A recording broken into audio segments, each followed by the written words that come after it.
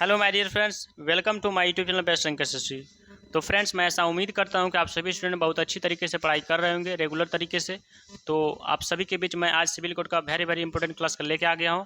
तो सभी स्टूडेंट इस क्लास को सेशन को शेयर कर दीजिएगा ताकि सभी स्टूडेंट के पास ये नोटिफिकेशन पहुंच जाए। और जो न्यू स्टूडेंट है हमारे YouTube channel best rank history को सब्सक्राइब कर लीजिएगा ताकि किसी भी प्रकार का लेटेस्ट नोटिफिकेशन आए तो सबसे पहले आप सभी के पास पहुँच जाए। तो चलिए, इंग्लिश का सिविल कोड का वेरी इंपॉर्टेंट क्वेश्चन करने वाले हैं। तो इस क्लास को जरूर से शुरू से अंत तक देखिएगा। यदि आपको यह क्लास अच्छा लगता है तो एक प्यारा सा कमेंट बॉक्स में जरूर कीजिएगा और ये क्लास को भी लाइक कर दीजिएगा। और लास्ट में आप लोग बताइएगा कि यह सेशन पूरा देख लेने के बाद आपका कितना मार्क्स आया, एक बार जरूर कमेंट में बताइएगा। इंग्लिश क्वेश्चन मतलब सब्जेक्ट में दिया गया है। आज इंग्लिश का पोर्शन करने वाले हैं, तो आप लोग जरूर शुरू से अंत तक इस क्लास को देखिएगा और सभी सवाल का जवाब कमेंट में बताइएगा। तो पहला सवाल है, select the word which means the same as the group of word. जिस प्रकार से आप हिंदी में बोलते हैं कि इसका वाक्यांश बताइए, इसका अर्थ बताइए, उसी तरीके से इंग्लिश में भी होता है, इसका सेम मीनिंग बताना है, समान अर्थ बताना है। तो a person who is indifferent to the pains and pleasure of life. A person मतलब एक व्यक्ति, हु मतलब जो कि, हु किसके लिए आया, हु आया, ए पर्सन क्या, लिविंग थिंग्स है, लिविंग थिंग्स के लिए हु आता है। और विच किसके लिए आया है, एनिमल और थिंग के लिए क्या आता है, विच आता है। विच रिलेटिव प्रोनाउन में आप लोग पढ़े होंगे।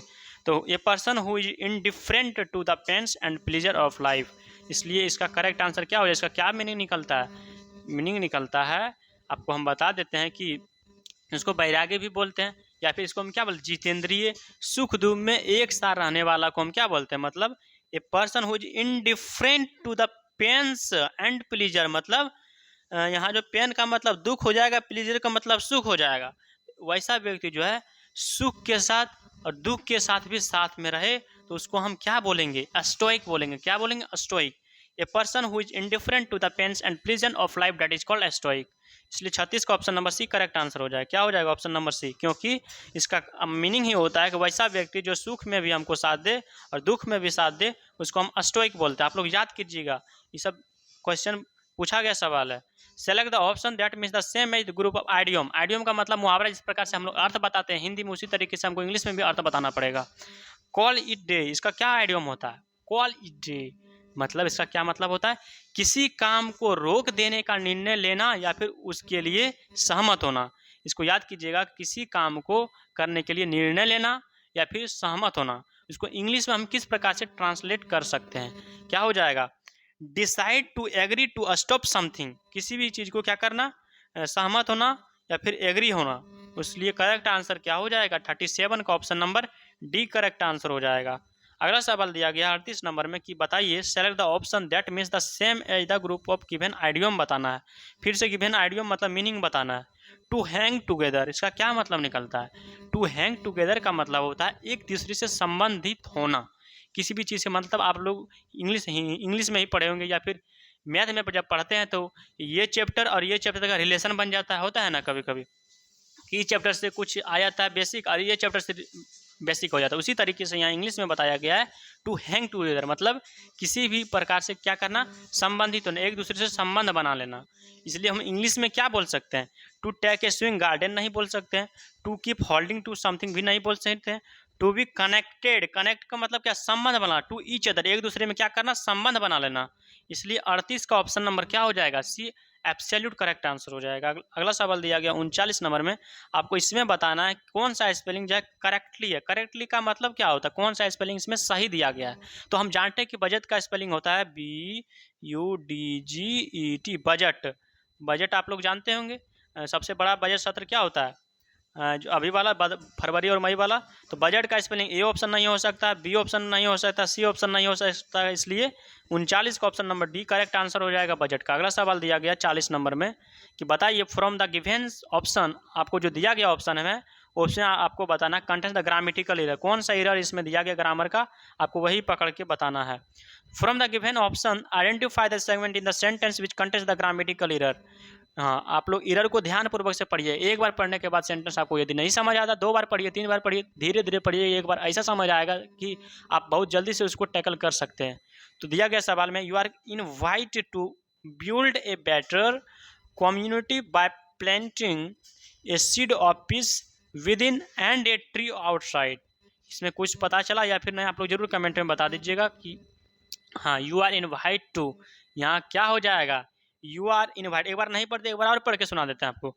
यू आर इनवाइट, आपने मुझे इनवाइट किया, बिल्कुल सही बात। To build a better community by planting a seed of peace within and a tree outside. So you are invited to नहीं बोल सकते, यू आर इनवाइटेड टू, आप क्या क्या इनवाइटेड किया, you are invited to, invite के स्थान पर हम क्या बोल सकते हैं, इनवाइटेड।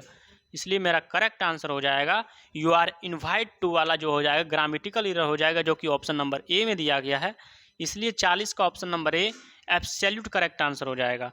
मैं ऐसा उम्मीद करता हूं कि बहुत अच्छी तरीके से आपको भी समझ आ गया होगा। 41 नंबर सवाल में दिया गया है, सेलेक्ट द एंटोनियम्स गिवन वर्ड।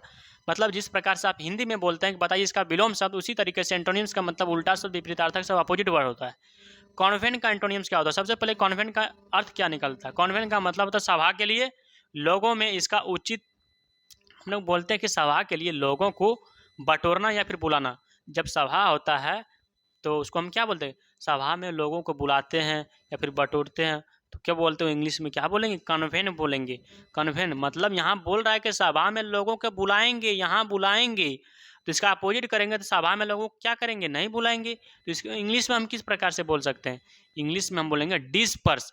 कन्वेन का मतलब सभा में लोगों को बुलाएंगे, बटोरेंगे, इसका अपोजिट करेंगे तो डिस्पर्स। डिस्पर्स का मतलब होता है छितराना, नहीं बुलाना, बिखेरना जिसको बोलते हैं। इसलिए डिस्पर्स ऑप्शन नंबर डी में दिया गया है, इसलिए 41 का option number D absolute correct answer हो जाएगा। अगला सवाल दिया गया 42 नंबर में, क्या दिया गया है? Select the correctly spelled word. Correct मतलब इसमें स्पेलिंग आपको सही बता, सप्लीमेंट्री का सही स्पेलिंग क्या होता है? तो SUPPLEMENTARY होना चाहिए, जो कि ऑप्शन नंबर दिया गया SUPPLEMENTARY होना चाहिए, ई दे दिया गया, इसलिए कारण से मेरा ए ऑप्शन गलत हो गया। SUPPLEMENTARY जो कि ऑप्शन नंबर बी में दिया गया है, इसलिए 42 का option number B absolute correct answer हो जाएगा। अगला सवाल दिया गया 43 नंबर सवाल में, 43 में क्या दिया गया? Select the most appropriate option to fill in the blanks. Fill in the blanks में मोस्ट अप्रोप्रिएट ऑप्शन आपको चूज करना है, तो देखते हैं क्या होना चाहिए। Whenever he refers to his friend, मतलब वेन एवर मतलब जो ही आप जो है रेफर्स करते हैं अपने फ्रेंड्स को, he is pleased, but when he talks of his foes his dash, यहाँ क्या हो जाएगा? वेन एवर जो ही रेफर्स, आप रेफर्स करते किसको? टू हिज फ्रेंड, अपने फ्रेंड्स को। टू हिज यहाँ क्या है? एक्स्ट्रा इन्फॉर्मेशन है, क्योंकि यहाँ टू क्या हो गया? प्रीपोजिशन, यहाँ ऑब्जेक्ट हो गया प्रीपोजिशन का मतलब एक्स्ट्रा इन्फॉर्मेशन दे रहा है। He refers he is please, but when he talks of his foes his dash, यहाँ क्या इसका करेक्ट आंसर हो जाएगा? 43 का जो एब्सोल्यूट करेक्ट आंसर हो जाएगा क्या हो जाएगा? अनहैप्पी हो जाएगा। इसलिए 43 का option number D correct answer हो जाएगा। 44 नंबर सवाल में साइनोनिम बताना है। साइनोनिम का मतलब पर्यायवाची शब्द, समानार्थी शब्द होता है। तो हम लोग जानते हैं कि एफिनिटी का साइनोनिम क्या होता है? हम जानते हैं कि एफिनिटी का मतलब क्या होता है? संबंध या फिर सजाई क्या बोलते हैं? सजातीयता, इसको संबंध बोल सकते हैं या फिर सजातीयता भी बोल सकते हैं। तो यहाँ बताया जा रहा है कि एफिनिटी का मतलब संबंध था, हमको इसमें अपोजिट नहीं करना है। क्यों नहीं करना है? क्योंकि हमको साइनोनिम पूछ रहा है, मतलब सेम मीनिंग बताना है। तो कौन सा ऐसा ऑप्शन है जिसको उसका भी मतलब होता है सजातीयता या फिर संबंध। इम्पैथी का भी मतलब होता है सहानुभूति या फिर परोनुभूति, भी इसका भी वही मतलब होता है। इसका करेक्ट आंसर हो जाएगा इम्पैथी, ऑप्शन नंबर डी। अगला सवाल दिया गया 45 नंबर में। 45 नंबर में क्या दिया गया? एंटोनियम हम लोग को बताना है। क्या बताना है? एंटोनियम। तो यहाँ दिया गया select the एंटोनियम्स of the given में। कनकर का एंटोनियम्स क्या हो? सबसे पहले कनकर का मतलब क्या? सहमत होना, राजी होना। हम लोग बोलते हैं ना कि सहमत नहीं हो रहा है, तो मतलब सहमत होना या फिर किसी के प्रति राजी होना। इसलिए करेक्ट आंसर क्या हो जाएगा? अपोजिट बताना है। कनकर का मतलब यहाँ बताया जा रहा है सहमत होना, तो हमको बताना क्या होगा? क्या बताना होगा? असहमत होना, डिसएग्री। एग्री बोल सकते हैं, कनकर को एग्री बोल सकते हैं, सहमत होना डिसएग्री बोल सकते हैं, असहमत होना, जो कि ऑप्शन नंबर डी आपको दिख रहा होगा। क्या दिया गया? डी ऑप्शन में दिया गया, डिसएग्री ऑप्शन नंबर डी में हो जाएगा करेक्ट आंसर। अब अगला सवाल दिया गया है, क्या दिया गया? 46 नंबर सवाल में select the synonym of the given word. Synonym का मतलब फिर से पर्यायवाची शब्द ही बताएं। कम्बर्सम, कम्बर्सम का साइनोनिम क्या हो जाएगा? कम्बर्सम का साइनोनिम का मतलब, इसका आपको मीनिंग बताना है कि इसका साइनोनिम का मतलब आप लोग जानते हैं पर्यायवाची शब्द होता है। कम्बर्सम का साइनोनिम क्या होता है? कम्बर्सम का मतलब था बहुत कठिन, कष्टदायी भी बोल सकते हैं। कम्बर्सम का मतलब होता है बहुत कठिन या फिर कष्टदायी भी बोल सकते हैं। तो कौन सा ऐसा ऑप्शन है कि बहुत कठिन का मीनिंग दे रहा है? कौन सा ऑप्शन है? हैवी। हैवी का भी मतलब क्या होता है? बहुत कठिन, जो कि 46 का ऑप्शन नंबर ए में दिया गया, इसलिए 46 का option number A absolute correct answer हो जाएगा। 47 नंबर सवाल में दिया गया कि select the word which means the same as the group of, same meaning बताना है। One who does a thing for pleasure and not as a profession. One मतलब एक, हु मतलब जो कि, डज ए थिंग एक वस्तु, for pleasure and not as a profession मतलब अच्छा तो है लेकिन वह जो है प्रोफेशन के लिए अच्छा नहीं है।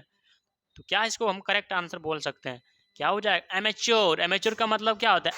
अध्यवसायी या फिर शौकिया काम करने वाला, इसलिए हम एमेच्योर ऑप्शन नंबर ए में है, इसलिए आपका करेक्ट आंसर हो जाएगा 47 का ए। अगला सवाल दिया गया 48 नंबर में। मैं ऐसा उम्मीद करता हूँ कि आप सभी स्टूडेंट को बहुत अच्छी तरीके से यह क्लास समझ आ रहा होगा। 48 नंबर सवाल में दिया गया select the option that means the same as the group of given. Idiom बताना। आइडियम का मतलब मुहावरा होता है। To pull oneself together, इसका क्या मतलब? To pull oneself together, इसका क्या मतलब होता है? कि भावनाओं पर काबू रखते हुए स्वयं को शांत करना, शांत रखना या फिर अपने काम करना। टू पुल वन सेल्फ मतलब अपने आप, टुगेदर मतलब एक साथ, मतलब क्या इसका अर्थ निकलता है? भावनाओं पर काबू रखते हुए स्वयं को शांत रखना और अपना काम को करना। इसलिए क्या हम इसको इंग्लिश में बोल सकते हैं? टू काम वन सेल्फ। काम का मतलब शांत होना, वन सेल्फ मतलब अपने आप, एंड बिगिन थिंक और एक्ट। क्या ये भी हो सकता है या फिर ना? एक बार जरूर कमेंट में बताइएगा। तो आप बोलिएगा हाँ सर यही तो होगा कि आप स्वयं को शांत करना और अपने आप को पर काबू रखना, इसलिए 48 का option number B correct answer हो जाएगा। अगला सवाल दिया गया 49 नंबर में, साइनोनिम बताना है। साइनोनिम का मतलब पर्यायवाची शब्द होता है। एडल्ट्रेटेड का साइनोनिम क्या हो जाएगा? हम जानते हैं कि एडल्ट्रेटेड का मतलब होता है मिलावटी, किसी भी चीज़ को क्या करें? मिलावट कर दिए, किसी भी घोल में क्या कुछ चीज़ को मिलावट कर दी है तो उसको हम क्या बोलते हैं? इसको हम इंग्लिश में बोलते हैं एडल्ट्रेटेड। इसको याद कीजिएगा, एडल्ट्रेटेड मिलावटी या फिर दूषित भी इसको बोल सकते हैं। तो यहाँ हमको मिलावटी ही का ही मीनिंग देना है क्योंकि साइनोनिम पूछ रहा है। एडल्ट्रेटेड का मतलब मिलावटी, तो इसको इंग्लिश में हम बोलेंगे, क्या बोल सकते हैं? इंग्लिश के हम बोलेंगे क्या बोलेंगे? कंटेमिनेटेड। ऑप्शन नंबर कितना में? कंटेमिनेटेड, जो कि ऑप्शन नंबर डी। कंटेमिनेटेड का मतलब भी क्या होता है? एडल्ट्रेटेड का साइनोनिम कंटामिनेटेड मतलब मिक्सचर या फिर एलिगेशन भी बोल सकते हैं, इसलिए 49 का option number D correct answer हो जाएगा। मिक्सचर में एलिगेशन का मतलब उसमें मिलावट किया गया, मिक्सचर है, घोल है, दूषित है। अगला सवाल दिया गया 50 नंबर। मैं ऐसा उम्मीद करता हूँ कि सारा स्टूडेंट को बहुत अच्छी तरीके से ये सवाल समझ आ गया होगा। एक प्यारा सा कमेंट बॉक्स में जरूर कीजिएगा और लाइक क्लास को जरूर कर दीजिएगा। लास्ट सवाल आज का सेशन का, select the option that means the same as the group of given idiom. Idiom का मतलब मुहावरा, इसका अर्थ बताना है sentence. To be fair and square, इसका क्या मतलब निकलता है? इसका मतलब होता है कि ईमानदार या फिर निष्पक्ष जिसको बोल सकते हैं। To be fair and square, fair and square, तो इसका मतलब होता है ईमानदार या फिर निष्पक्ष, जिसको हम इंग्लिश में कैसे बोल सकते हैं? To be honest. To be honest option number C में दिया गया है, इसलिए 50 का option number C correct answer हो जाएगा। मिलते हैं नेक्स्ट सेशन में, तब तक के लिए जय हिंद।